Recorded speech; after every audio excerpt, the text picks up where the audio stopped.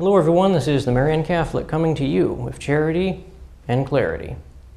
St. Paul's letter to the Romans is heavily misunderstood by most Christians today, beginning with Martin Luther in the 16th century.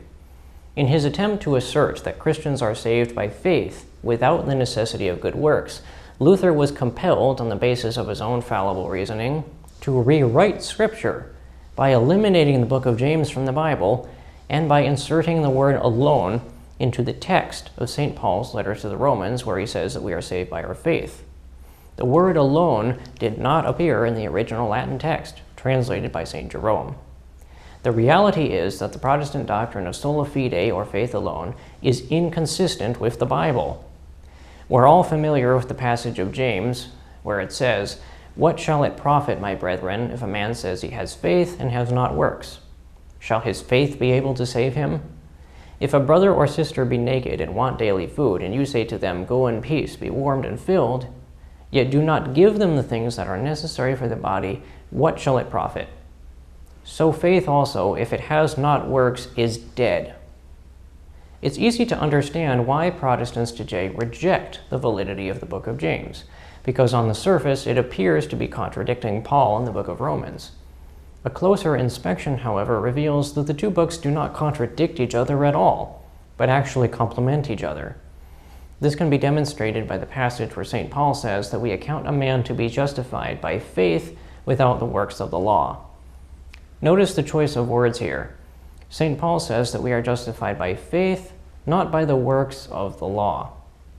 It is clear from the larger context of Romans chapter 3 that when St. Paul talks about the works of the law, he is not talking about the good works mentioned in the book of James.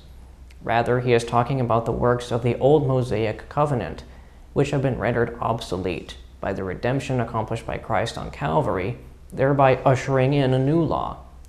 According to St. Paul, therefore, Christians are not justified by the works of the old Mosaic covenant, but by faith in Jesus Christ under the new covenant. The reason that St. Paul does not distinguish between good works, which are the proof of faith, and the works of the old Mosaic law mentioned in the book of Romans is because he doesn't have to. The early Christians took it for granted that we are saved by faith in Jesus Christ and that this faith produces good works. This is what St. James is talking about when he says that works are the proof of faith. There can be no faith without works, because good works are the fruit of a true and lively faith.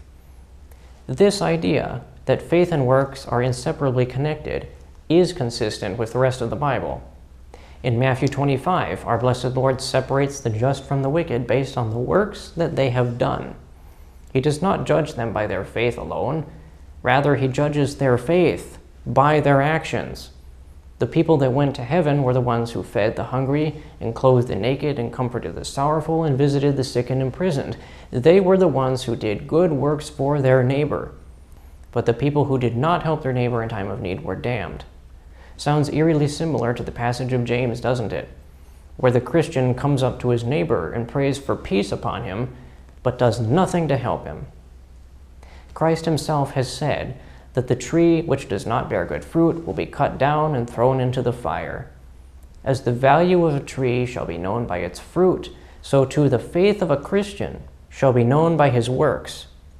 A tree that does not produce good fruit is a dead tree, and a faith that does not produce good works is a dead faith. And that is why both faith and works are absolutely essential for salvation. May God love you and Our Lady protect you.